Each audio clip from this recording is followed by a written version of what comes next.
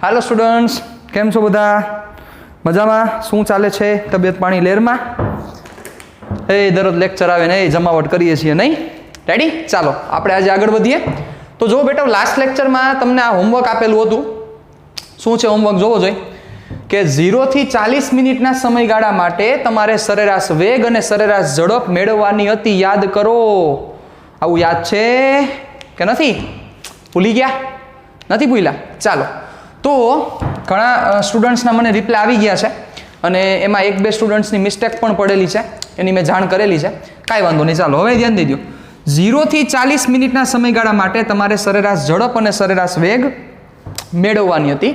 આપણે લાસ્ટ સેશનમાં 0 થી 30 અને 0 થી 50 માટે કરી નાખેલું હતું। આ તો એનસીઈઆરટી નો એક્ઝામ્પલ નંબર, સ્વાધ્યાયનો એક્ઝામ્પલ નંબર 1.14। ઓકે, કયો હતો સ્વાધ્યાયનો એક્ઝામ્પલ નંબર 1.14? ચાલો તો હવે એક વસ્તુ તમે થોડીક વિચારો બચાવ કે 40 મિનિટે તમારે શું ગોતવું પડશે? એનું સ્થાન ગોતવું પડશે। તો હવે બધી બહુ વસ્તુ સિમ્પલ છે। 30 મિનિટે અહીંયા છે, 50 મિનિટે અહીંયા પહોંચ્યો એટલે એને અહીંથી અહીંયા જવા માટે 20 મિનિટ લાગી બચાવ। અહીંથી અહીંયા જવા માટે 20 મિનિટ લાગી। તો હવે તમારે કેટલી મિનિટે જોઈ છે? t બરાબર 40 મિનિટ। 40 મિનિટ એટલે સમયગાળો કેટલો થયો કહેવાય? વિચારો જોઈ। અહીંયા 30 થી અહીંયા પહોંચવા માટે 20 મિનિટ, એના માટે લાગતો સમય 20 મિનિટ છે। તમારે 40 મિનિટે જોઈ છે એટલે 30 થી 40 એટલે 10 મિનિટ। મતલબ કે આ જે 20 મિનિટમાં આટલું અંતર કાપે છે તો 10 મિનિટમાં કેટલું અંતર કાપે? ઓબ્વિયસ છે, 20 મિનિટમાં આટલું અંતર કાપતો હોય તો 10 મિનિટમાં કાપેલું અંતર એના કરતાં કેટલું થાય? અડધું થાય। સિમ્પલ। એટલે ઈ ભાઈ ક્યાં હશે? એક્ઝેક્ટ અહીંયા મિડલમાં હશે। એટલે આપણે અહીંથી ઉડાડીને ઈ ભાઈને અહીંયા લઈ લઈએ। ચાલો, એટલે આ ડિસ્ટન્સ કેટલું હશે? સિમ્પલ, આના કરતાં અડધું। 2.5 ના અડધા કેટલા થાય? 1.25 કિલોમીટર। રેડી? કઈ મિનિટે? તો કે ટી બરાબર 40 મિનિટે। ચાલો, આ જ સમજવાની વસ્તુ હતી કે 20 મિનિટમાં 30 થી 50 મિનિટ એટલે કે 20 મિનિટમાં ઈ ક્યાં પહોંચી જાય છે? અહીંથી એક્ઝેક્ટ અહીંયા પહોંચી જાય છે। રેડી? 2.5 કિલોમીટર અંતર કાપી દે છે 20 મિનિટમાં। પણ તમારે હવે ખાલી કેટલી મિનિટ જોઈ છે? 10 મિનિટ। શું કામ 10 મિનિટ જોઈ છે? તો કે તમારે 40 ગોતવાનું છે, 30 આપેલું છે, 40 ગોતવાનું છે। 10 મિનિટે કેટલું કાપશે? તો કે 1.25 કિલોમીટર। સિમ્પલ। હવે તમારે શું કરવાનું છે? સરેરાશ ઝડપ અને સરેરાશ વેગ। ચાલો, આપણને આવડે જ છે બચ્ચાઓ। તો સૌથી પહેલા આપણે સરેરાશ ઝડપ કરીએ।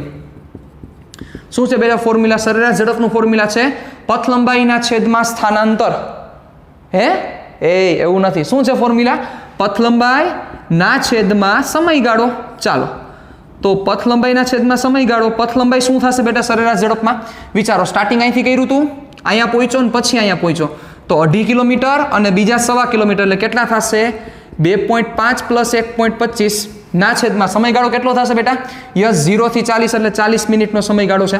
ચાલો, તો શું થશે જોજો? 3.75 ના છેદમાં 40 આપણો જે એકમ આવશે કિલોમીટર પર મિનિટમાં। હવે એક યાદ રાખી લ્યો કે જેના વિશે આપણે ખૂબ જ વારંવાર ચર્ચા કરીએ છીએ। 1 મિનિટ બરાબર 1/60 કલાક। ઓકે, તો 1 મિનિટની જગ્યાએ 1/60 મૂકી દઉં તો શું થશે? ચાલો ધ્યાન દેજો। ઇઝ ઇક્વલ ટુ 3.75 ના છેદમાં 40। ચાલો, કિલોમીટરના કિલોમીટર, મિનિટની જગ્યાએ આ મૂકવાના છે એટલે 1/60 r। ઓકે, 60 ઉપર વહી જાય એટલે શું થશે? 3.75 ગુણ્યા 60 ના છેદમાં 40 કિલોમીટર પર r। ઓકે, ચાલો, કિલોમીટર પર r। આ માઇનસ પાવર તમે સમજી ગયા છો? મીંડી મીંડી કટ, 2 તેરી 6, 2 2 4 શું થશે? 3.75 ગુણ્યા 3 ના છેદમાં 2। હવે વ્યવહારે જે થતું હોય તમે કરી નાખજો, એ તમારો આન્સર થશે। ઓકે, ચાલો, આ શું થયું? તમારી થઈ સરેરાશ ઝડપ। ઓકે, ચાલો, સરેરાશ ઝડપ આપણને મળી ગઈ। હવે શું મેળવવાનું છે? આપણે સરેરાશ વેગ મેળવવાનું છે। ચાલો, તો સરેરાશ વેગ શું થશે? ધ્યાન રાખજો બરોબર। સરેરાશ વેગનું સૂત્ર શું છે? સ્થાનાંતરના છેદમાં સમયગાળો। તો સ્થાનાંતર કેટલું થશે? વિચારો, હતો આ જગ્યાએ, પહોંચ્યો અહીંયા તો ઓબ્વિયસ છે સ્થાનાંતર કેટલું થાય?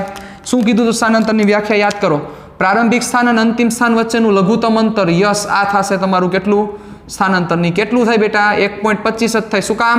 આ 1.25 છે, આ 2.5 છે, તો આ કેટલા થાય? 1.25 વધુ આગળ। ચાલો, તો શું થશે? સ્થાનાંતર 1.25 ના છેદમાં સમયગાળો કેટલો? ફરીથી 40। રેડી? પણ હવે થોડુંક આપણે સ્ટેપ કાપી નાખીએ। મિનિટ આવશે, મિનિટની જગ્યાએ 1/60 કલાક કરી નાખીએ એટલે આપણો ટાઈમ બચે। ચાલો 60 ઉપર જવા દો 1.25 ઇન્ટુ 60 ડિવાઇડેડ બાય 40 કિલોમીટર પર આર. ચાલો મીંડી કટ, 2 તેરી 2 2 એટલે 1.25 ગુણ્યા 3 ભાગ્યા 2. હવે જે આન્સર આવતો હોય તમારો શું થશે કિલોમીટર પર આર. આ શું આવશે તમારું સરેરાશ વેગ. ડન. ચાલો તો બહુ સિમ્પલ વસ્તુ છે, ઇઝી રીતે સમજી શકાય એવી વસ્તુ છે, એમાં કાંઈ નવીન વસ્તુ છે નહીં. ઘણા બધા વેરિએશન્સ હજી આમાં થઈ શકે, પણ જેમ આપણે આગળ વધતા જશો એમ તમે જ ખુદ પોતે વેરિએશન્સ કરતા જશો કે સર આમાં આ જ કરવું પડે કે આમાં આ જ કરવું પડે. ઓકે ચાલો એના પછીનો મસ્ત એક સમ છે એક્ઝામ્પલ. રેડી? ચાલો શું છે જોવો જોઈએ. R is equal to 1 metre એટલે કે આ એક આખું વર્તુળાકાર પથ છે, બરોબર? વર્તુળાકાર પથ છે, એમાં આરની વેલ્યુ 1 મીટર છે. વાંચો, એક કીડી એ થી બી પર, ચાલો એ થી બી પર દર્શાવેલ માર્ગે, દર્શાવેલો માર્ગ એટલે માર્ગ તમને દર્શાવેલો છે, એ થી બી પર દર્શાવેલ માર્ગે 30 સેકન્ડમાં પહોંચે છે. કેટલી સેકન્ડમાં? 30 સેકન્ડમાં પહોંચે છે. તો તે કીડીનો સરેરાશ વેગ અને સરેરાશ ઝડપ મેળવો. સિમ્પલ. હવે બધું આપણા માટે સિમ્પલ થઈ ગયું છે. તો સૌથી પહેલો પ્રશ્ન શું થશે? યસ, પ્રશ્ન થશે સરેરાશ ઝડપ. સરેરાશ ઝડપ આપણે કઈ રીતના મેળવીશું? વિચારો. તમારે આ પથ લંબાઈ મેળવવી પડશે. હા, હવે આ પથ લંબાઈ કેમ મળશે વિચારો જોઈ. હાકો મગજ. હાલો, પથ લંબાઈ કેમ મળશે? પથ લંબાઈ મળી ગઈ તો આપણે નવરા થઈ શકશું. સરેરાશ ઝડપ બરાબર પથ લંબાઈના છેદમાં સમય. સમય તો આપણે 30 સેકન્ડ મૂકી દઈએ, એમાં કોઈ મોટી વાત નથી. પણ પથ લંબાઈ મેળવવી જ ઇમ્પોર્ટન્ટ છે. સ્થાનાંતર મેળવવું પણ ઇમ્પોર્ટન્ટ છે. ચાલો, કારણ કે સરેરાશ વેગમાં સ્થાનાંતર થશે તો સ્થાનાંતર તો ચાલો આપણે સમજી શકીએ શું થશે. આ પ્રારંભિક સ્થાન અંતિમ સ્થાન એટલે સ્થાનાંતર આ થયું. રેડી? ચાલો હવે મગજ આખો. પહેલા સ્થાનાંતર વિશે ચર્ચા કરી તો સ્થાનાંતર તો ઇઝીલી મળી જશે. આ 1 મીટર કારણ કે ત્રિજ્યા, આ પણ 1 મીટર. બચ્ચા 60 નો એંગલ છે, બે બાજુ સરખી છે તો ઓબ્વિયસ છે આ પણ કેટલા થાય? 60 60 જ થાય કે નો થાય? એ ભાઈ કઈ શરત થઈ? બાખુબા. બાખુબા જોવો જોઈએ, બરોબર? આ બે સરખી બાજુ છે તો એના સામેના ખૂણા પણ કેવા થશે? સરખા થાય. આ ખૂણો અને આ ખૂણો. તો આ ટોટલ 60 છે, તો આ બે સરખા હોય તો ત્રિકોણના ત્રણેય ખૂણાનો સરવાળો 180 છે. એમાંથી 60 કાઢી નાખો એટલે વધ્યા 120. તો આ બે અડધા અડધા કરી નાખો, 60 60. સિમ્પલ સમબાજુ ત્રિકોણ થઈ ગયો. એટલે આ પણ કેટલા થાય? તો કે 1 મીટર. મતલબ સ્થાનાંતર તો મળી ગયું. ચાલો, સ્થાનાંતરમાં કોઈ ઇશ્યુ જ નથી. અહીં આપણે લખી જ નાખીએ સ્થાનાંતર બરોબર 1 મીટર. મુદ્દો છે પથ લંબાઈ. હા, પથ લંબાઈ મેળવવી ઇમ્પોર્ટન્ટ છે. મતલબ કે તમારે આ વેલ્યુ મેળવવાની છે. કઈ રીતે મેળવશો સાહેબ?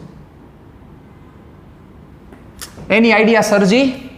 હે, આવો આપણે પથ લંબાઈને સ્થાનાંતરમાં સ્ટાર્ટિંગના બેઝ ઉપર સમ કરેલો હતો. રેડી? પણ એ જે સમ હતો એ સમમાં આપણે 90 એંગલ લીધેલા હતા. એવા જાણીતા એંગલ લીધેલા હતા. આ થોડોક અજાણ્યો એંગલ છે, 60 નો એંગલ છે. 60 ના એંગલ ઉપરથી તમારે પથ લંબાઈ મેળવવાની થશે. એ પથ લંબાઈ કેમ મળશે? તો એના માટે હું તમને થોડુંક નોલેજ આપવા માંગુ છું. વ્યવસ્થિત રીતે મારી વાતને ધ્યાન આપજો. આને આપણે અત્યારે ભૂસી નાખીએ, પછી આને આપણે ડિટેલમાં અત્યારે સમજવાના છીએ. ચલો સમજો. આ વર્તુળ છે, ઓકે? આ એનો સેન્ટર પાર્ટ છે. રેડી? ચલો સમજો બેટા. હવે આ જગ્યાએ પહોંચો તો આ એંગલ કેટલાનો કહેવાય? 90 નો એંગલ કહેવાય. ખબર જ છે તમને. ચાલો, આ 90 એટલે કે આ એક કિરણ આ છે. સમજો મારી વાત, બરોબર? તમે જેમ ઓલું કોણ માપક લઈને યાદ કરો, તમે ખૂણો દોરતા હતા, કોણ માપક લઈને તમે ખૂણો દોરતા હતા, એ પ્રમાણે ચર્ચા કરું છું. એક કિરણ આ છે. રેડી? આ એક કિરણ છે.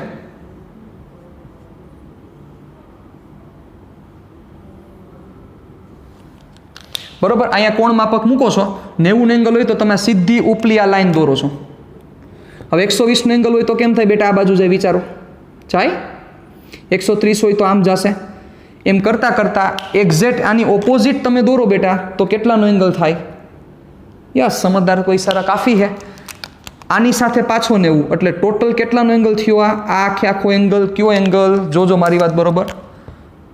આ 180 નો થયો. 180. આને કહેવાય 180 નો ખૂણો. બરોબર? જે રેડ કલરનો આખો દેખાલો છે 180. હવે ત્યાંથી હજી તમે નીચે જાઓ તો શું થાય? એક્ઝેક્ટ આ નીચેનો ખૂણો આપણે વિચારીએ. ચાલો, તમારું મગજ મારે અહીંયા જોઈએ છે સરસ રીતે. બરોબર, તો પાછા શું થશે બેટા? પાછા 90 એડ થાય, જુઓ જોઈ તો કેટલો થાય? આ એંગલ થશે પાછો 90 એડ કરો, 180 તો હતો જ. હવે આ જે એંગલ થશે, બરોબર, તમને એક બીજી પેન વડે દેખાડું છું, આના વડે દેખાડું, બરોબર. આ એંગલ કયો છે? એંગલ હવે આ કાઢી નાખું છું, રેડી? આ એંગલ, હા આ એંગલ થાય આ 90 અને આ 90, એટલે થયા 9 તેરીને 27, 270 એંગલ, રેડી? અને ચાલો, અને હજી 90 એડ કરી દઉં એટલે શું થાય? તો કે આ કિરણ જે અહીંયા હતું એટલે 90 થયું, ઈ કિરણ અહીંયા પહોંચ્યું 180 થયું, ઈ કિરણ અહીંયા પહોંચ્યું 270, ઈ કિરણ પાછું અહીંયા આવી જાય તો પાછા 90 થાય, આ 90 બીજા, તો ટોટલ જે એંગલ બન્યો, સમજો મારી વાત બરોબર, આ ટોટલ એંગલ જે બન્યો છે, આ જે બ્લેક વડે દેખાડેલું છે, કેટલાનો એંગલ થયો? 360. હવે આ 360 તમે ઘણી બધી વાર સાંભળેલું છે બચ્ચાઓ, બરોબર. તમે જોજો કે મારી નજર છે 360 છે, મારી નજર બધી બાજુ રહેલી છે. 360 નો મતલબ શું થાય? 360 ડિગ્રીનો ખૂણો મતલબ શું થાય? આ જગ્યાએથી સમજો, આ જગ્યાએથી બધી દિશામાં, એટલે આમ બધી દિશામાં આખું વર્તુળ કવર કરી લ્યો. પાછળ આ બાજુ, પાછળથી આ બાજુ, તો જોવો જો આખું વર્તુળ કવર થયું. ચાલો, આ મારી દિશા, રેડી? આ પોઈન્ટથી આખું વર્તુળ, મારી નજર ચારે બાજુ છે, ચારે દિશામાં હું જોઈ શકું છું. તો આમ થાય આખું વિચારો, આ આખું, એ ભાઈ, હા, તો એ 360 થયા, રેડી? તો એનો મતલબ કે આખું વર્તુળ હોય તો કેટલાનો એંગલ બનતો હોય બેટા? 360 નો એંગલ બનતો હોય. તો એ તમે 360 કયો તોય ભલે ને 0 કયો તોય ભલે, બે સેમ જ છે, બરોબર. પણ તમે જ્યારે વર્તુળ દોરો છો ત્યારે તમે શું કરો છો? ચાલો, હજી એક વસ્તુ તમને હું આને હજી સરસ રીતે સમજી શકાય એના માટે આમ કરું છું. આ જગ્યાએ તમે તમારી પેન્સિલ રાખેલી હોય, તમે અહીંથી દોરવાનું ચાલુ કરો, એમ એંગલ શું થતો જતો હોય બેટા? વધતો જતો હોય. આ જગ્યાએ પહોંચ્યા ત્યારે એંગલ 90 થાય, અહીંથી વધતા જાવ એટલે એંગલ વધતા 180 થાય, અહીંથી નીચે આવો એટલે 270 થાય, અહીંથી વળી પાછા આ જગ્યાએ આવી જાવ એટલે કેટલા થાય? તો કે પાછા 90 એડ કરી દો એટલે 360. એટલે એક રાઉન્ડ પૂરો થાય એટલે કેટલું થાય? તો કે 360 ડિગ્રી રોટેશન થયું કહેવાય. કેટલું રોટેશન થયું કહેવાય? 360 ડિગ્રીનું. તો હવે તમારે 360 હશે બેટા, 360 હોય, વર્તુળ જેવું નથી દેખાતું મને ખબર છે, પણ વાંધો નહીં. 360 હોય તો આખું વર્તુળ કેવાશે? હે, 360 હોય તો આખું વર્તુળ. એનો મતલબ એ થાય કે તમે આવું કહી શકો બેટા કે 360 હશે એટલે આ આખો પરિઘ કવર થઈ જાય કે ન થાય? શું કામ? હું એમ કહું 90 ડિગ્રી છે તો કેટલો પરિઘ કવર થાય? 90 હશે તો ખાલી આટલો પરિઘ કવર થશે બેટા, જોવો જોઈએ. 180 હશે તો કેટલો કવર થશે પરિઘ? 180 નો ખૂણો હોય તો આટલો પરિઘ કવર થશે, વિચારો જોઈએ. 270 હોય તો સમજો છો, હવે હું સમજાવતો નથી. 360 હોય તો આખો, મતલબ 360 નો એંગલ હશે તો આખું વર્તુળ કવર થઈ જશે. પણ આપણી પાસે એંગલ કેટલાનો છે? 60 નો. તો સિમ્પલ વસ્તુ હવે તમે સમજી ગયા કે 360 નો જો એંગલ હોય તો આ આખું આવી જતું હોય તો આપણી પાસે ખાલી કેટલાનો એંગલ છે? 60 નો એંગલ છે. તો કેટલું આવે? યસ, 360 નો એંગલ હશે તો આખું આવે, 60 નો એંગલ હશે તો આટલો જ ભાગ આવે. સિમ્પલ વસ્તુ છે. તો તમારે શું કરવું પડશે? સમજદાર કોઈ સારા કાફી છે, તમારે ત્રિરાશિ પુટ કરવી પડશે કે 360 ના એંગલે પરિઘ એટલે 2πr, મતલબ 360 નો એંગલ હોય તો પરિઘ થાય. હવે અહીંયા એંગલ કેટલાનો છે? તો કે 60 નો છે. 60 ડિગ્રી એ કેટલા? તો એ તમારી શું થઈ ગઈ? તો કે એ તમારી થઈ ગઈ પથ લંબાઈ. હાલો મૂકો વેલ્યુ, શું થશે? ક્રોસ મલ્ટીપ્લિકેશન 60 અહીંયા ગુણાશે 360 છેદમાં, એટલે 2πr ગુણ્યા 60 ના છેદમાં 360. રેડી? ચાલો, શું થશે? મીંડી કટ, છાંયે 36, 2 પાઈની કિંમત 3.14, r ની કિંમત 1 ના છેદમાં 6. ઓકે, શું થશે વ્યવહારે? 2 તેરી 6, 3.14 ભાગ્યા 3. રેડી? જે આવી તમે કરી નાખજો, બરોબર. આ મીટરમાં આન્સર આવશે 3.14 ભાગ્યા 3. ઓકે, ચાલો હવે શું મૂકવાનું છે? હવે આ ઉડાડી દઉં છું આખી વસ્તુ. હવે આપણે વેલ્યુ મૂકી દે એટલે આપણે નવરા થઈ ગયા. કારણ કે પથ લંબાઈને સ્થાનાંતર નહોતું, એ બંને ગોતી લીધા. સ્થાનાંતરમાં તો શું થાય? સ્થાનાંતર તો બહુ ઈઝી વસ્તુ છે. પ્રારંભિક સ્થાન અને અંતિમ સ્થાન વચ્ચેનું લઘુત્તમ અંતર કે જે આપણે મેળવી લીધું સાહેબ, બીજું કાંઈ નથી. ચાલો, તો શું થશે સમજો બરોબર. સરેરાશ ઝડપ બરાબર પથ લંબાઈ કેટલી છે? તો કે કેટલી થઈ પથ લંબાઈ? યસ, 3.14 ભાગ્યા 3.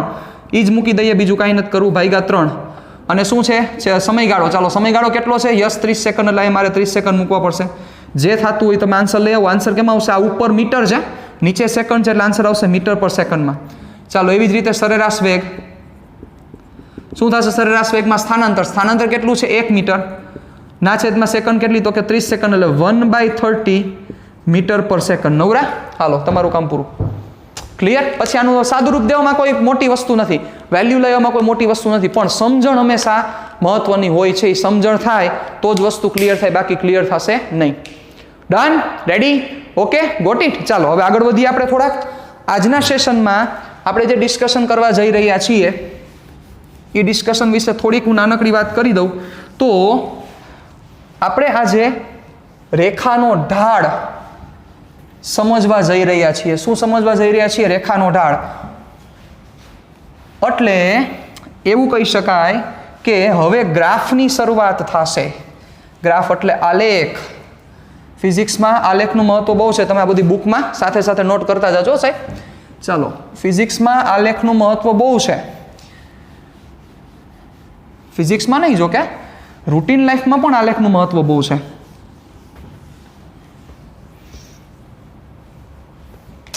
ઓકે, પણ એ આલેખના મહત્વ વિશે ચર્ચા આપણે કરીશું, પણ નેક્સ્ટ લેક્ચરમાં કરશું, અત્યારે નથી કરવાના. અત્યારે આપણે રેખાના ઢાળ વિશે ચર્ચા કરવા માંગીએ છીએ. એટલે હું અહીંયા ડિસ્કશનને સ્ટાર્ટ કરું છું એ પહેલાં આપણે હેડિંગ મારી દઈએ, slope of a line. Okay, Gujarati પણ લખીશ, મૂંઝાતા નહીં. રેખાનો ઢાળ. ઓકે, ચાલો. તો જે લોકોએ મારા આગલા લેક્ચર્સ જોયેલા છે એને બે રેખા વિશે તો ઓલરેડી ખબર જ છે. કઈ રેખા? બે પ્રકારની રેખા, સમક્ષિતિજ રેખા અને શિરોલંબ રેખા. રેડી? સમક્ષિતિજ રેખા આપણે કોને કહેતા હતા? ક્ષિતિજને જે સમાંતર છે, ક્ષિતિજને જે સમાંતર હોય એને સમક્ષિતિજ રેખા કહેવાય. એટલે સૌથી પહેલા હું એક હેડિંગ મારી દઉં, કારણ કે એનું આપણે કામ લાગશે. સૌથી પહેલા કઈ રેખા? સમક્ષિતિજ રેખા. ઓકે, સમક્ષિતિજ રેખા કે જે ક્ષિતિજને સમાંતર છે, ક્ષિતિજને સમાંતર હોય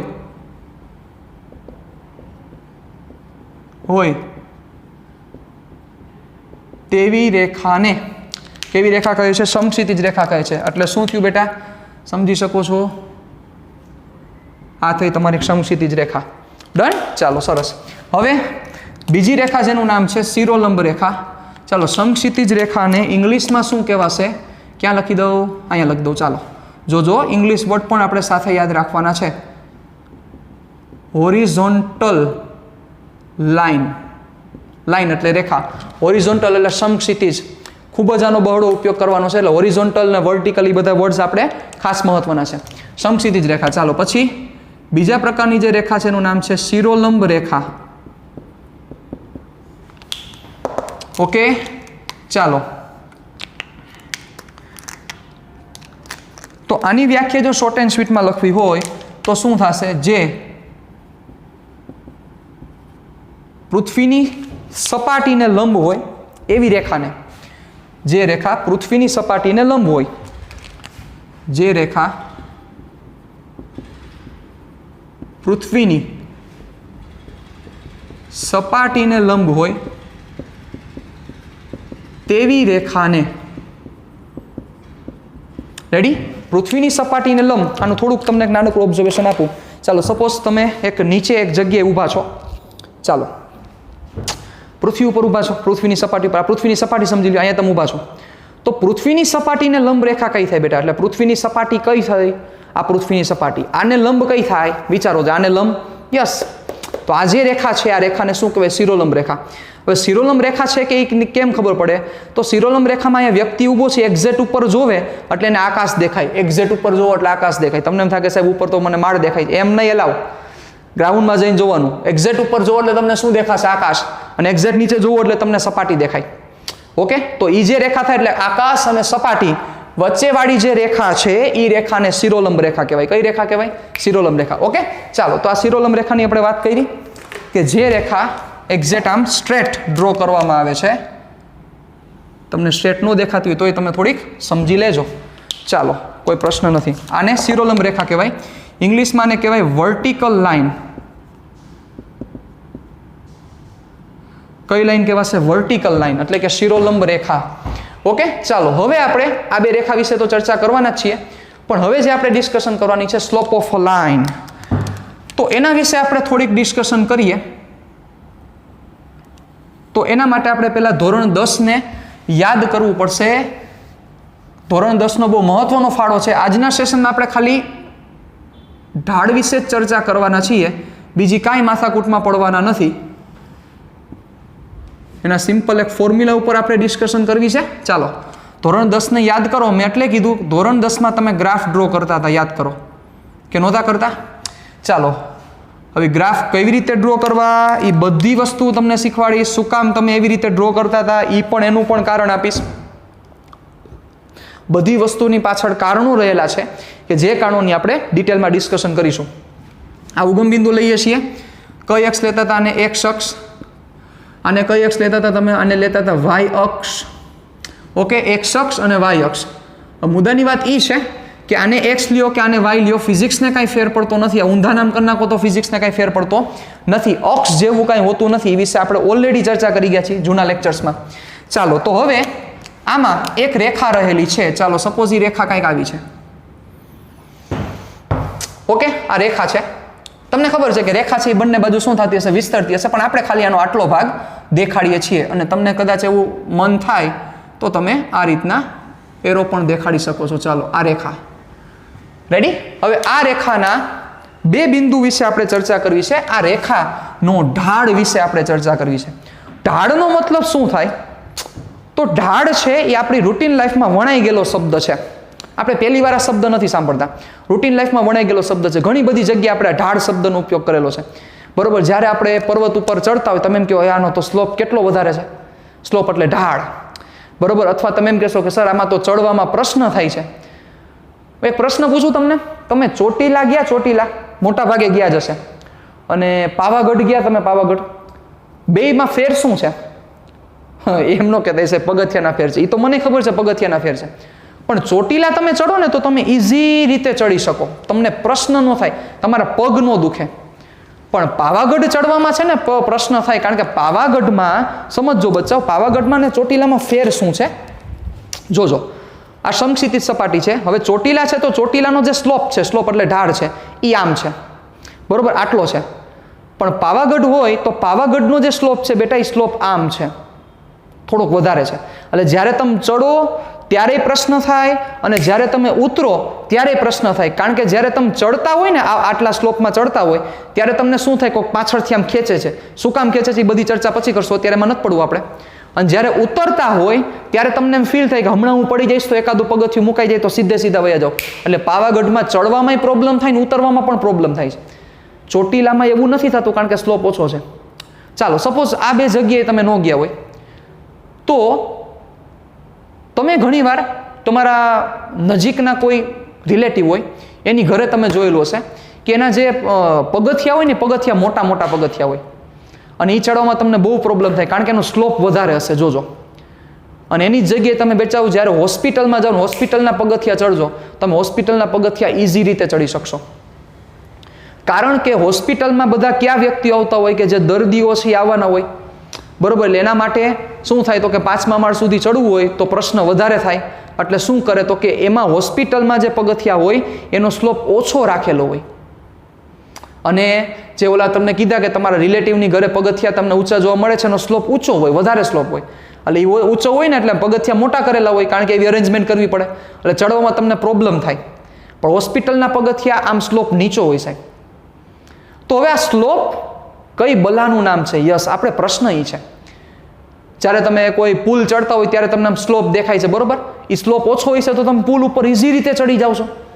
પણ એ સ્લોપ વધારે હોય તો આમ ઊંચો વધારે પુલ હોય તો તમને ચડવામાં પ્રોબ્લેમ થાય છે. તો હવે આજે આ સ્લોપ વિશે આપણે આજે ચર્ચા કરવાની છે. તો એવી આ રેખાના સ્લોપ ઉપર આપણે ડિસ્કશન કરીએ છીએ કે આ રેખા છે એ કેટલી સ્લોપમાં છે, કેટલી ઢાળવાળી છે. જેમ કે વિચારો તમે, તો જો આ રેખા આમ એક્ઝેક્ટ આમ હોય, બરોબર, એક્ઝેક્ટ આ રીતે રહેલી હોય તો આનો ઢાળ કેટલો થાય? તો તમે એમ કહેશો કે સર આનો કાંઈ ઢાળ નથી. કઈ રેખા? જેમ કે સમક્ષિતિજ રેખા છે, સમક્ષિતિજ રેખા, તો સમક્ષિતિજ રેખાનો તમે ઢાળ શું કહેશો બેટા? તમને એમ થાય કે સર ઢાળ છે કે નહીં કેમ ખબર પડે? સિમ્પલ બેટા, મગજ આખો થોડું. એક બોલ લઈ લ્યો, બોલના રેખા ઉપર મૂકી દો. જો બોલ નીચે આવતો હોય, બોલ એકેય બાજુ ગતિ કરે, બરોબર, આ જગ્યાએ તમે આ રેખા ઉપર તમે બોલ મૂકી દો સાહેબ, બરોબર, તો આ બોલ કઈ બાજુ ગતિ કરે? આ ખાલી એમને મૂકી દો, બોલ એકેય બાજુ જશે? ન જાય. શું કામ? તો કે બંને બાજુ સ્લોપ સરખો છે. પણ હવે વિચારો, અહીંથી આમ નીચે કરતો જાવ તો આને નીચે, આ પોર્શનને નીચે લેતો જાવ, આ પોર્શનને ઉપર લેતો જાવ, તો બોલ ધીરે ધીરે નીચે આવતો જાય. આપણે એક એક્સપેરિમેન્ટ કરી, ચાલો ધ્યાન દો અહીંયા, બરોબર. આ જે એક છે, આ સમક્ષિતિજ સપાટી છે, અહીંયા માર્કર આ રીતના રહેલી છે, બરોબર, એક્ઝેક્ટ આમ છે. પણ હવે જેમ આમ એંગલ વધતો જશે એમ તો આ માર્કર નીચે આવતી જશે. જોયું તમે? ગઈ. રેડી? જોયું? આ રીતના વધતી જાય છે. તો આ વસ્તુ શું સૂચવે છે? મતલબ સ્લોપને લીધે કંઈક ફેરફાર જોવા મળે છે. વધારે સ્લોપ કોને કહેવાય, ઓછો સ્લોપ કોને કહેવાય, સ્લોપ વ્યાખ્યાયિત કઈ રીતે થાય? આપણે સ્લોપ મેળવવો છે કે કોઈ રાશિનો સ્લોપ છે કેટલો, તો એના વિશે આજે આપણે ચર્ચા કરવા જઈ રહ્યા છીએ. એટલે પહેલા સ્લોપનો મિનિંગ સમજી ગયા. સમક્ષિતિજ રેખા છે તો એને એમ કહેવાય કે આને એકેય પ્રકારનો સ્લોપ નથી. શું કામ નથી એની પણ આપણે ચર્ચા કરીશું. ઓકે, ચાલો ધ્યાન દેજો મારી વાત, બરોબર. એક માર્કર લઈ લો, બીજી ઓલી વહી ગઈ. હાલો, તો શું થશે? એના ઉપરના પહેલા આપણે બે બિંદુ કન્સિડર કરવા પડશે. ચાલો, તો બિંદુ કન્સિડર કરવા માટે હું શું કરું છું? એક પોઈન્ટ એ લઈ લઈએ આપણે. આ એ પોઈન્ટ છે અને આ બી પોઈન્ટ છે. ઓકે, ચાલો, એ પોઈન્ટના યામ છે એને શું કહેશું આપણે? ધોરણ 10માં તમે જે યામ ભૂમિતિ ચેપ્ટર ભણેલા હશો, બરોબર, એના વિશે જ આપણે ચર્ચા કરીએ છીએ. તો આના યામ આપણે લખીએ છીએ એ x1 y1. શું લખીએ છીએ? એ x1 y1. અને આના યામ લખું છું હું b x2 y2. ઓકે, આના યામ મેં શું લખ્યા છે? એ x1 y1. આના યામ લખેલા છે b x2 y2. મતલબ જે આ એ બિંદુ છે એને x અક્ષ ઉપર x1 જેટલું અંતર કાપેલું છે અને આ જ એ બિંદુએ y અક્ષ ઉપર y1 જેટલું અંતર કાપેલું છે. તો બેટા હવે x1 અને y1 શું થાય? તો વિચારવો જોઈએ. આ થશે? સમજજો, બરોબર થાય? આ x1 જેટલું અંતર, એટલે અહીંયા મારે x1 લખવો પડે કે ન લખવો પડે? કયો જોઈએ? થાય? આ x1 અને y1 કોને કહેવાશે? યસ, તમે સમજો છો, આ y1 થશે. આ ખ્યાલ છે જ તમને? નથી ખ્યાલ? ભૂલી ગયા છો? યાદ દેવરાઈ દો થોડું. ચાલો વિચાર. હું એમ કહું કે એક પોઈન્ટ છે પી પોઈન્ટનો યામ છે 2 અને 3. તો આ 2, 3નો મતલબ શું થાય? x અક્ષ ઉપર કાપેલું અંતર 2 અને y અક્ષ ઉપર કાપેલું અંતર 3. તો અહીંથી તમે નીચે ખેંચી લ્યો એટલે x અક્ષના લંબ દોરો, તો જે મળે ને x અક્ષ ઉપર કાપેલું અંતર, એટલે આ 2 થયા. અને y અક્ષ ઉપર લંબ દોરો એટલે તમને જે મળે એ y અક્ષ ઉપર કાપેલું અંતર, એટલે આ 3 થયા. ક્લિયર? તો એ જ વસ્તુ મેં અહીંયા કરી છે. જો મેં x અક્ષ ઉપર લંબ દોર્યો, x અક્ષ ઉપર લંબ એટલે એ x યામ મને આપ્યો, અને y અક્ષ ઉપર મેં લંબ દોર્યો. જો આ y અક્ષ ઉપરનો લંબ છે તો મને y યામ આપ્યો. એવી જ રીતે વિચારો બેટા, અહીંયા થશે આનો x2. ઓકે, આ થયો x2 અને આ શું થશે? આ થશે તમારો y2. ઓકે, ચાલો, આ થયો તમારો y2. ઓકે, ચાલો હવે વ્યવસ્થિત રીતે આપણે આને સમજવું છે. તો ઢાળનું સૂત્ર શું છે? તો ઢાળનું સૂત્ર જે સમજો પહેલા, રેખાના ઢાળનું સૂત્ર કે જે તમારે યાદ રાખવાનું છે, y અક્ષમાં થતો ફેરફાર ના છેદમાં x અક્ષમાં થતો ફેરફાર. શું છે ઢાળનું સૂત્ર? ખૂબ જ અગત્યનું સૂત્ર, ખૂબ જ સમજવા જેવું સૂત્ર કે જે તમારે ખાસ યાદ રાખવાનું છે, કારણ કે આના ઉપર આપણે 2 વર્ષ મહેનત કરવાના છીએ અને ખૂબ જ ઇમ્પોર્ટન્ટ છે. શું છે ઢાળનું સૂત્ર? y અક્ષમાં થતો ફેરફાર ના છેદમાં x અક્ષમાં થતો ફેરફાર. મતલબ ઢાળનો મિનિંગ એવો છે કે વાયામમાં થતો ફેરફાર. વાયામ એટલે આજે એક આખી રેખા લયેલી છે, તો વાયામમાં કેટલો ફેરફાર થયો? વાયામમાં થતો ફેરફાર ના છેદમાં x યામમાં એટલે કે x અક્ષમાં થતો ફેરફાર. અથવા આપણે અક્ષની જગ્યાએ આપણે આમ પણ લખી શકીએ, યામ લખો વધારે બેટર રહેશે. વાયામમાં થતો ફેરફાર ના છેદમાં x યામમાં થતો ફેરફાર. ચાલો આ પણ વધારે બેટર છે. ઓકે, એટલે વાયામમાં થતો ફેરફાર ના છેદમાં x યામમાં થતો ફેરફાર, એને કહેવાશે ઢાળ, એને કહેવાશે સ્લોપ. હવે ઢાળને રિપ્રેઝન્ટ કરવા માટે m નો યુઝ થાય છે. મેથ્સ વાળાને આ ખૂબ જ આવશે, ઘણી બધી જગ્યા આવશે. પણ બાયોવાળાને પણ આ સમજવું જરૂરી છે. એટલે ઢાળને દર્શાવવા માટે એમ વપરાય છે. તો વાયામમાં થતો ફેરફાર એટલે કે વાય અક્ષમાં થતો ફેરફાર જેને આપણે દર્શાવશું ડેલ્ટા વાય વડે. કેના વડે દર્શાવશું? Delta Y. ડેલ્ટા એટલે ફેરફાર. યાદ કરો સ્થાનાંતર ડેલ્ટા એક્સ, સમયગાળો ડેલ્ટા ટી, સમયગાળો એટલે ફેરફાર જ હતો. યાદ કરો T2 - T1. યાદ છે? યસ. ડેલ્ટા વાય ના છેદમાં એક્સયામમાં થતો ફેરફાર એટલે એ છે ડેલ્ટા એક્સ. ઓકે, એટલે શું થયું? વાયામમાં થતો ફેરફાર. ડેલ્ટા અહીંયા ફેરફાર સૂચવે છે. ડેલ્ટા રિપ્રેઝન્ટ્સ ડિફરન્સ, ફેરફાર. રેડી? ડેલ્ટા ફેરફાર સૂચવે છે. એટલે ડેલ્ટા વાય મતલબ કે વાયામમાં થતો ફેરફાર, ના છેદમાં ડેલ્ટા એક્સ એટલે કે એક્સયામમાં થતો ફેરફાર. ચાલો તો શું થશે? આ ફોર્મ્યુલા તમારે યાદ રાખવાનું છે. ઓકે, ચાલો તો આપણે હવે સ્ટાર્ટ કરીએ. આને થોડુંક ડિટેલમાં સમજીએ આપણે. તો વિચારો, આ જે રેખા છે એમાં આપણે જે પહેલો પોઈન્ટ લીધો છે અને બીજો પોઈન્ટ લીધો છે એમાં વાયામમાં કેટલો ફેરફાર થયો બેટા? વિચારો જોઈ, થોડોક મગજ આંકો જોઈ. તો આ જે પહેલો પોઈન્ટ છે એ પહેલા પોઈન્ટનો વાયામ y1 હતો. જોવો, આ વાયામ છે, y1 હતો. અને બીજા પોઈન્ટનો વાયામ કેટલો થયો? તો કે y2 થયો. મતલબ કે એનો વાયામ y1 હતો, બીનો વાયામ y2 થયો. તો વિચારો જોઈ, વાયામમાં કેટલો ફેરફાર થયો? y1 માંથી y2 થયો. મગજ આંકો, y1 માંથી y2. તો એનો મતલબ એના વાયામમાં થયેલો ફેરફાર થાય આટલો. વિચારો જોઈ, હતો y1 એમાંથી થઈ ગયો y2, તો વાયામમાં ફેરફાર આટલો થશે? થાય કે ન થાય? કે જેને હું કેના વડે દર્શાવીશ? એને હું દેખાડું છું ડેલ્ટા વાય વડે. કેના વડે દેખાડું છું? Delta Y. અને આ ડેલ્ટા વાયની કિંમત શું થશે? y2. સરસ રીતે લખી દો હજી તમને એટલે પ્રશ્ન ન થાય. ચાલો, આ ડેલ્ટા વાયની કિંમત શું થશે? y2 minus y1. શું થશે?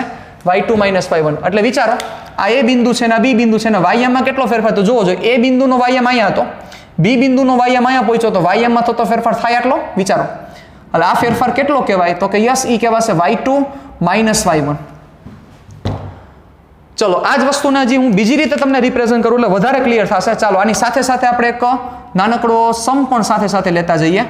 બરોબર? એમાં વેલ્યુ સાથે હું તમને કન્સિડર કરતો જાઉં. આ એ પોઈન્ટ છે, આ રેખા લઈ લો.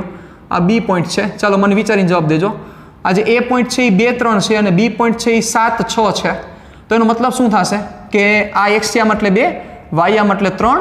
બીનો શું થશે બેટા? એક્સયામ થશે 7, વાયામ થશે 6. ઓકે, તો હવે તમને કોઈ એમ કહે કે વાયામમાં થતો ફેરફાર કેટલો થયો? આ એ બી માટે વાયામમાં થતો ફેરફાર હતા કેટલા? 3 હતા, થઈ ગયા કેટલા? 6. તો ફેરફાર કેટલો થયો બેટા? તો કે તમે કહેશો 3 નો. તમે 3 કઈ રીતે કહેશો? સિમ્પલ છે, તમે કહેશો 6 - 3, that is delta Y. 6 - 3 is equal to delta Y. તો બેટા આ 6 - 3 એટલે શું થયું? 6 એટલે અહીંયા y2 છે અને 3 એટલે અહીંયા શું છે? y1 છે. એટલે y2 માઇનસ y1 એટલે તમારો ડેલ્ટા વાય થયો. ક્લિયર થઈ ગઈ વસ્તુ? હવે એ જ વસ્તુ તમને કોઈ એમ કે એક્સયામમાં કેટલો ફેરફાર થયો? અહીંયા 2 અને અહીંયા 7. તો એક્સયામમાં થતો ફેરફાર કેટલો છે? 5. કઈ રીતે 5 કહેશો? That is delta X is equal two 7 - 2. એ ભાઈ, આટલું બધું આગળ નથી જવાનું. Ready? Delta X is equal two 7 - 2. એટલે આ જગ્યાએ તમે આવું લખશો, that is delta X is equal two 7 - 2 is equal two 5. તો બેટા 7 એટલે શું થયો? વિચારો, x2 થયો કે ન થયો? અને 2 એટલે શું થયો? તો કે આ x1 થયો. તો એ જ વસ્તુ અહીંયા હું ન લખી શકું? મને કયો જોઈ? આપણે આ જ વસ્તુને આ રીતના ન રિપ્રેઝન્ટ કરી શકીએ કે આ શું થયું તમારો? આ જે થયો એ ડેલ્ટા એક્સ થયો. કેટલો થયો? x2 minus x1. Any issue? ચાલો, હવે મને વિચારીને જવાબ દેજો. આ તમારો થયો. ઓકે, ચાલો. તો હવે એ જ વસ્તુને મારે આ જગ્યાએ દેખાડવી છે. એક વસ્તુ હું કરવા જઈ રહ્યો છું. જોજો, આ જે ડેલ્ટા એક્સ છે બેટા, શું એ જ આ જ ડેલ્ટા એક્સ થાય કે ન થાય? વિચારીને મને કયો જોઈએ. મતલબ કે જે આ વેલ્યુ છે એ જ આ વેલ્યુ છે. યસ, તમે આ પાડો છો, મને ખબર છે, ડેલ્ટા એક્સ. અને જે આ વેલ્યુ છે એ જ આ વેલ્યુ છે કે નહીં? વિચારો જોઈ. યસ, એટલે આ થયો તમારો ડેલ્ટા વાય. એટલે આ થયો તમારો ડેલ્ટા એક્સ, આ થયો તમારો ડેલ્ટા વાય. આ એંગલ કેટલાનો થશે? સમજો જ છો બધા બેટા, આ એંગલ થશે 90 નો. હવે સપોઝ જે આ રેખા છે, આ રેખા સમક્ષિતિજ સાથે, તમને એમ થશે કે સર સમક્ષિતિજ તો આ લીધી હતી, કાંઈ ફેર ન પડે બેટા. આને પણ સમક્ષિતિજ કહેવાય, આને પણ સમક્ષિતિજ કહેવાય, આને પણ સમક્ષિતિજ કહેવાય. સમક્ષિતિજનો મતલબ એવો નથી કે એકવાર દોરાઈ ગઈ પછી સમક્ષિતિજ ન હોય. હો, મગજ રાખજો. સમક્ષિતિજનો મતલબ શું થાય? ક્ષિતિજને સમાંતર. ક્ષિતિજને સમાંતર જેટલી પણ રેખા દોરો એ બધી સમક્ષિતિજ જ કહેવાય. તો સપોઝ આજે તમને જે રેખા દેખાય છે આ રેખા સમક્ષિતિજ દિશા સાથે, અથવા આપણે એમ પણ કહી શકીએ કે એક્સ અક્ષની ધન દિશા સાથે, કારણ કે આ જે એંગલ બને છે, ખૂણો જે આપણે બનાવવાનો છે એ કઈ દિશા સાથે થશે વિચારવો જોઈએ. આ દિશા સાથે છે ખૂણો, આ દિશા. હવે આ દિશા એટલે કઈ થઈ? આ એક્સ અક્ષને પેરેલલ જ થઈ, એટલે એક્સ અક્ષ જ કહેવાય. એટલે આને પણ શું કહી શકાય? ધન એક્સ અક્ષ.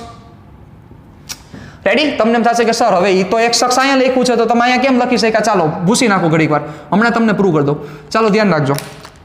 તો આ સપોઝ જે એંગલ બનાવે છે, એંગલ કેટલાનો એંગલ બનાવે છે? થીટા. કેટલાનો એંગલ બનાવે છે? થીટાનો એંગલ બનાવે છે. હવે મને વિચારીને થોડોક જવાબ દેજો બેટા, સમજજો બરોબર. લોજિક આલે છે તમારું કઈ? આ બે સમાંતર રેખા છે, આ બે સમાંતર રેખા છે, આ એની છેદિકા થાય. વિચારો, ચાલો અહીંયા ડ્રો કરું. ચાલો છે જ, બે સમાંતર રેખા દોરેલી છે. ચાલો સમાંતર રેખા, આ એની છેદિકા થાય. તો બેટા વિચારો કે જે આની સાથે ખૂણો બને છે એ જ ખૂણો આની સાથે બને. યાદ કરો કે ન થયું? અનુકોણની જોડ આ એફ બને છે, જોવો.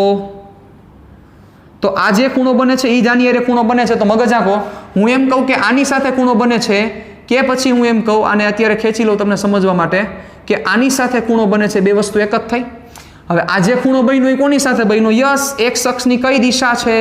ધન દિશા. તો હું એમ કહું કે આની સાથે ધન દિશા સાથે ખૂણો બન્યો, કે આ ખૂણો ધન દિશા સાથે બન્યો. બધી વસ્તુઓ સેમ છે. ક્લિયર? ડન? ચાલો હવે ધ્યાન રાખજો. તો હવે હું શું લખું છું કે અહીં જે થીટા છે, સાંભળજો બરોબર, કારણ કે થીટા સમજવું બહુ જરૂરી છે. થીટા એ રેખા એ ધન એક્સ અક્ષ સાથે બનાવેલ કોણ છે. કોણ એટલે ખૂણો છે. થીટા શું છે? થીટા એ શું છે? રેખા એ, એટલે કે આ જે રેખા છે એ બી રેખા, એ રેખા એ બી એ કોની સાથે? ધન એક્સ અક્ષ સાથે. શું કામ ધન એક્સ? સમજી ગયા? હું અહીંયા થીટા લખું કે અહીંયા થીટા લખું કાંઈ ફેર પડતો નથી. ધન એક્સ અક્ષ સાથે બનાવેલો કોણ છે. ડન? ચાલો તમને એમ થશે કે સર તમે શું કરવા માંગો છો? તમે સમજી જ રહ્યા છો હું શું કરવા માંગુ છું. અહીંયા કાટકોણ છે સાહેબ, કાટકોણ છે, આ થીટા છે. કાંઈક કરીએ આપણે, કાંઈક નવા જૂની કરીએ. જગ્યા જોશે એટલે આપણે ઉડાડી નાખીએ પહેલાં. ચાલો આને જવા દઉં છું બધી વસ્તુ. હાલો જોજો બરોબર.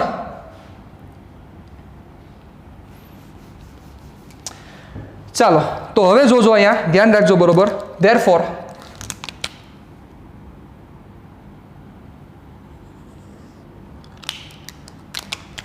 એમ. ચાલો હવે શું કર્યું છે આપણે? હવે નામ આપી દઈએ એ, બી અને સી. ચાલો તો હવે આપણે કયા ત્રિકોણ માટે ચર્ચા કરી છે? ત્રિકોણ ABC માટે. શું થશે? ત્રિકોણ ABC માટે. ચાલો ABC ત્રિકોણ માટે શું થશે? ધ્યાન રાખજો. અહીંયા હું tan થીટા એપ્લાય કરવા માંગુ છું. શું કામ? મારે આ ડેલ્ટા વાય અને ડેલ્ટા એક્સ નો ઉપયોગ કરવાનો થશે. તો બેટા ડેલ્ટા વાય એટલે શું થાય? ખૂણાની સામેની બાજુ થઈ. ધોરણ 10 યાદ કરો ત્રિકોણમિતિ. ખૂણાની સામેની બાજુ.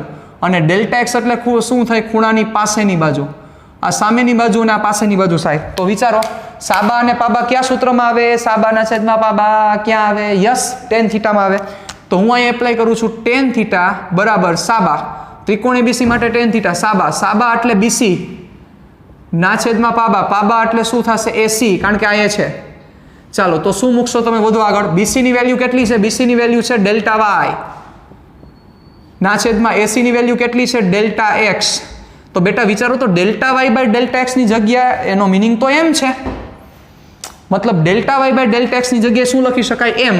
તો આખી વસ્તુ આમ થઈ. સમજો બરોબર. tan થીટા બરાબર delta Y by delta X ની જગ્યાએ હું શું લખી શકું છું? એમ. તો આખી વસ્તુ આમ થઈ. ઢાળ બરાબર એમ બરાબર tan થીટા બરાબર, કારણ કે બધું સેમ છે, બરાબર ડેલ્ટા વાય ના છેદમાં ડેલ્ટા એક્સ બરાબર ડેલ્ટા વાય ની જગ્યાએ વેલ્યુ મૂકો તો ડેલ્ટા વાય ની વેલ્યુ શું છે? y2 - y1 ના છેદમાં x2 - x1, એટલે કે y2 - y1 ના છેદમાં x2 - x1. તો શું થયું? ધેરફોર એમ કયો તોય ભલે, tan થીટા કયો તોય ભલે, delta Y by delta X કયો તોય ભલે, અથવા y2 - y1 ના છેદમાં x2 - x1 કયો તોય ભલે, બધી વસ્તુ સેમ જ છે. તો આ તમારા ઢાળનું સૂત્ર થયું. એટલે m = tan theta is equal to delta Y by delta X is equal to y2 minus y1 ના છેદમાં x2 માઇનસ x1. વ્યવસ્થિત રીતે મારી વાત સાંભળજો. મતલબ તમારે એક અગત્યનું સૂત્ર, ખૂબ જ અગત્યનું સૂત્ર 4 સેમેસ્ટર સુધી કામ આવવાનું છે, 4 પાઠ સુધી કામ આવવાનું છે કે સ્લોપનો મતલબ tan થીટા પણ થાય છે. કારણ કે સ્લોપનો મતલબ, ઢાળનો મતલબ, પેલું સૂત્ર આપણે શું ભણ્યા? વાયામમાં થતો ફેરફારના છેદમાં એક્સયામમાં થતો ફેરફાર, એ ભણી ગયા આપણે. પણ આ જગ્યાએ સ્લોપનું આપણે સૂત્ર શું તારવ્યું? તો કે વાયામમાં થતો ફેરફાર ને એક્સયામમાં થતા ફેરફારની તમે ચર્ચા કરો છો, પણ એ આફ્ટર ઓલ શું છે? તો કે tan થીટા છે. મતલબ કે સ્લોપનો મતલબ tan થીટા, નો મતલબ delta Y by delta X અથવા y2 માઇનસ y1 ના છેદમાં x2 minus x1. Clear? Done? પાંદવચકા પ્રોબ્લેમ? તો આ વસ્તુ પહેલા ક્લિયર થવી જરૂરી છે સાહેબ. રેડી? ડન? ઓકે, ચાલો હવે અહીંથી આગળ વધીએ તો શું થશે? પણ ખાસ એક વસ્તુ ફરીથી એકને એક વાત રિપીટ કરું છું. થીટા કોની સાથે છે? તો કે રેખાએ ધન એક્સ અક્ષ સાથે બનાવેલ કોણ છે. થીટા શું છે? રેખાએ ધન એક્સ અક્ષ સાથે બનાવેલ ખૂણો છે. આ વસ્તુ તમારે ક્યાંય ભૂલવાની નથી. થીટા છે એ ધન એક્સ અક્ષ સાથે બનાવેલો ખૂણો છે સાહેબ. એ 4 સેમેસ્ટર સુધી આ જ વસ્તુ રહેશે. એટલે આ વસ્તુને ખાસ તમારે મગજમાં નાખી દેવાની છે. ચાલો હવે થોડુંક નાનકડું વેરિએશન કરીએ, પછી આપણે આજના સેશનને વિરામ આપીએ. નેક્સ્ટ ટાઈમ મળશું ત્યારે જે આમાં ઘણી ડિટેલમાં ચર્ચા કરવાની છે. તો થોડુંક અહીંયા હું તમને તમારી હળી કરવા માંગુ છું. ચાલો તો આપણે હળી કરીએ. જોજો આ વસ્તુને થોડીક આગળ ખેંચીએ. tan થીટા બરાબર તમને જે y2 માઇનસ y1 દેખાય છે, તો હું શું કરું છું? અંશ અને છેદમાંથી માઇનસ કોમન કાઢી લઉં છું. તો અંશમાંથી માઇનસ કોમન કાઢું તો શું થશે? y2 જે પ્લસ હતા એ માઇનસ થઈ જશે, અને જે y1 માઇનસ હતા એ પ્લસ થઈ જશે. ના છેદમાં એવી જ રીતે x2 માટે થશે minus x2 plus x1. Minus minus શું થઈ જશે? કટ થઈ જશે. શું કામ કટ થાય? નિશાનીઓ કોઈ દી મેથ્સમાં ઉડે નહીં, પણ આ -1 છે અને આ -1 છે એટલે ઉડશે. તો શું થાય? હવે પ્લસ વાળું આગળ લખો તો y1 માઇનસ y2 ના છેદમાં x1 minus x2. This is tan theta. તો tan થીટાનું હજી એક ફોર્મ્યુલા એવું જોવો જોઈએ. બરોબર? આ તો હતું જ અને આ ફોર્મ્યુલા એવું, પણ બંને ફોર્મ્યુલા જોવા જાવ તો સેમ જ છે, કાંઈ ફેર નથી. નાનકડો ચેન્જીસ છે. તમે જોયું બેટા, અહીંયા y2 આવ્યો ઉપર, તો છેદમાં x2 આવ્યો. મતલબ કે જો તમે પેલા બી બિંદુથી શરૂઆત કરો છો તો ઉપર પણ બી બિંદુનો યામ આવશે અને નીચે પણ પેલા બી બિંદુનો યામ આવે. જોવો, ઉપર પણ બી બિંદુનો યામ, પણ કયો યામ? તમારે આ રીતના યાદ રાખવાનું. ઢાળ એટલે ઉપર y યામ થશે, y યામનો ફેરફાર, અને નીચે કેનો ફેરફાર થશે? x યામનો ફેરફાર. આટલી વસ્તુ તો તમને પરફેક્ટ ક્લિયર હોવી જોઈએ. બરોબર? તો એટલે ઢાળ બરાબર ઉપર y યામમાં ફેરફારના છેદમાં x યામમાં ફેરફાર. તો પેલા તમે બી બિંદુથી શરૂઆત કરો છો, તો બી બિંદુનો ઉપર y યામ તમે લખતા હોય તો છેદમાં તમારે બી બિંદુનો જ x યામ લખવો પડે સાહેબ. જોવો, બી બિંદુનો y યામ લખ્યો તો છેદમાં બી બિંદુનો જ પેલા x યામ આવ્યો. મતલબ કે બી બિંદુના તમે શરૂઆત કરો છો, બી બિંદુથી ચર્ચા કરો છો, તો ઉપર જો પેલા બી બિંદુ આવતો હોય તો છેદમાં પણ પેલો બી બિંદુ આવશે. પણ જો તમને એમ થાય કે મારે બી બિંદુથી શરૂઆત નથી કરવી, એ થી કરવી છે, તો જોવો એ જ વસ્તુ અહીંયા રિપીટ થઈ જાય. હું કહેવા માંગુ છું કે જો તમે એ થી શરૂઆત કરો છો તો ઉપર એનો યામ આવે તો છેદમાં પણ એનો યામ પેલા આવે. મતલબ કે તમે એ થી શરૂઆત કરો કે બી થી શરૂઆત કરો, કાંઈ ફેરફાર નથી થતો સાહેબ. તમે એ થી શરૂઆત કરો કે બી થી શરૂઆત કરો, કાંઈ ફેરફાર નથી થતો. જો તમે એ થી ચાલુ કરતા હોય તો ઉપર એનો વાયામ અને છેદમાં એનો વાયામ પહેલા, અને જો તમે બી થી શરૂઆત કરતા હોય તો ઉપર બી નો વાયામ અને છેદમાં બી નો વાયામ પહેલા. જેની શરૂઆત કરતા હોય એને પહેલા રાખવાનું. જો તમે બી થી શરૂઆત કરો છો તો બી અહીંયા પહેલા રાખો, તો ઉપર પહેલા રાખો, નીચે પહેલા રાખવો પડે. જો તમે એથી ચાલુ કરો છો તો ઉપર એ રાખો અને નીચે અહીંયા શું રાખો? તો કે નીચે પણ એ રાખો. પણ આવું લખો તો ન હાલે. કેવું? અહીંયા લખું છું, જોજો. અહીંયા તમે આ જ સૂત્રને આમ લખો તો પોસિબલ નથી. y થી ચાલુ કરીએ આપણે.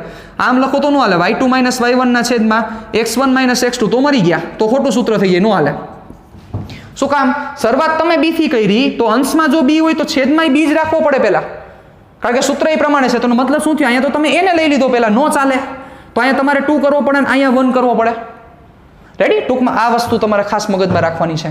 તો આજે આપણે જે ચર્ચા કરી ઢાળની ખૂબ જ અગત્યની ચર્ચા છે. ક્યારે ઢાળ વધે, ક્યારે શું થાય, એ બધી વસ્તુ બાકી છે. એ બધી વસ્તુ આપણે ચર્ચા કરવાની છે. પણ આજે આપણે ખાલી બેઝિક વસ્તુ સમજ્યા કે આ ઢાળનો મતલબ શું છે. ઢાળનો મતલબ વાયામમાં થતો ફેરફારના છેદમાં એક્સિયમમાં થતો ફેરફાર. ક્યારે ઢાળ વધે, ક્યારે ઢાળ ઘટે, કઈ રેખાનો ઢાળ કેટલો હોય, એમાં શું હજી એના વેરિએશન્સ છે, એ બધી ચર્ચા આપણે હજી કરવાની છે. ઓકે, પણ તમને હું હોમવર્ક દેતો જાઉં છું. એ હોમવર્ક તમારે મને હજી ડિસ્કશન નેક્સ્ટ લેક્ચરમાં કરવાના જ છીએ. સ્લોપ વિશે બહુ ડિટેલમાં ડિસ્કશન કરશું. પણ હોમવર્ક તમને એટલે દેવા માંગુ છું કારણ કે તમે તમારો થોડોક મગજને કષ્ટ આપો. ઓકે, ચાલો આના જ ઉપરથી હોમવર્ક છે તમારું. ચાલો હવે આ વસ્તુ પહેલાં તમે તમારી બુકમાં નોટ કરી લેજો. આને કંઈ લખવાની જરૂરિયાત નથી. આ વસ્તુ તમે તમારી બુકમાં પહેલાં નોટ કરી લો. ઓકે, આ કંઈ લખવાની જરૂરિયાત છે નહીં, પણ આ બધી વસ્તુ લખી નાખો. ચાલો હવે હું તમને જે હોમવર્કમાં આપી દઉં એ ધ્યાન રાખજો, બરોબર? ચાલો 3 પ્રશ્નો મારે પૂછવાના છે, બરોબર, હોમવર્કમાં. કારણ કે હું હર વખતે તમને હલવાડીને જાઉં છું એટલે આ વખતે પણ હલવાડીને જઈશ જ. ચાલો પહેલો પ્રશ્ન, આ પહેલી રેખા છે. ચાલો પહેલી રેખા એક્ઝેક્ટ આમ છે. હાલો આ એ બિંદુ. એ બિંદુ ક્યાં ક્યાં છે? 5, 5, 6 અને બી બિંદુ છે 9, 6. ઓકે, તમારે આનો સ્લોપ કેટલો થશે સ્લોપ ફાઇન્ડ કરવાનો છે. હાલો પહેલો પ્રશ્ન. બીજો પ્રશ્ન, ચાલો એક રેખા આમ છે, આ એ બી રેખા, બરોબર. બીજી રેખા આમ છે, સમજો મારી વાત, બરોબર. હવે આ ખાલી વસ્તુ જોઈને તમારે મને એ કહેવાનું છે સ્લોપ ઓફ એ બી. જો આને સફિક્સ કહેવાય. સફિક્સ એટલે નાનું લખેલું છે અહીંયા, બરોબર. એટલે સ્લોપ ઓફ એ બી અને સ્લોપ ઓફ સીડી એટલે કે એબીનો ઢાળ અને સીડીના ઢાળ વચ્ચેનો સંબંધ શું છે? સંબંધ 3 જ વસ્તુ થઈ શકે. કાં ઇક્વલ થાય, કાં લેસ દેન થાય, કાં ગ્રેટર દેન થાય. આમાં greater than or equal to કે less than or equal to ન આવે. તો તમારે મને અહીંયા એ જગ્યા છોડીને દેવાની છે સાહેબ. અહીંયા જગ્યા, ખાલી જગ્યા પૂરીને દેવાની છે. ઓકે, કે અહીંયા કોનો ઢાળ વધારે છે કે કોનો ઢાળ ઓછો છે, આ તમારી સામે પડેલું છે. આના યામ દેવાની જરૂર નથી, પણ લોજિકલી તમને ખબર પડવી જોઈએ. અને ત્રીજો પ્રશ્ન સાહેબ, જે તમને હું કહી દઉં. હાલો, એક લાઈન આમ છે. ઓકે, એનો પોઈન્ટ આપી દઉં તમને. એનો પોઈન્ટ છે 5, 3 અને બીનો પોઈન્ટ છે 5, 7. તમારે આનો પણ શું ફાઇન્ડ કરવાનો છે? સ્લોપ ફાઇન્ડ કરવાનો છે. તમારા આગળ ફોર્મ્યુલા છે, તમારા આગળ અન્ડરસ્ટેન્ડિંગ પાવર છે. પછી આપણે વધારે ડિટેલમાં ડિસ્કશન કરવાના છીએ. એટલે નેક્સ્ટ ટાઈમ મળી ત્યારે મારે આ 3 પ્રશ્નોના જવાબ જોઈએ છે. ઓકે, ટાટા બાય બાય, સિયા, ફિર મિલેંગે, ચલતે ચલતે.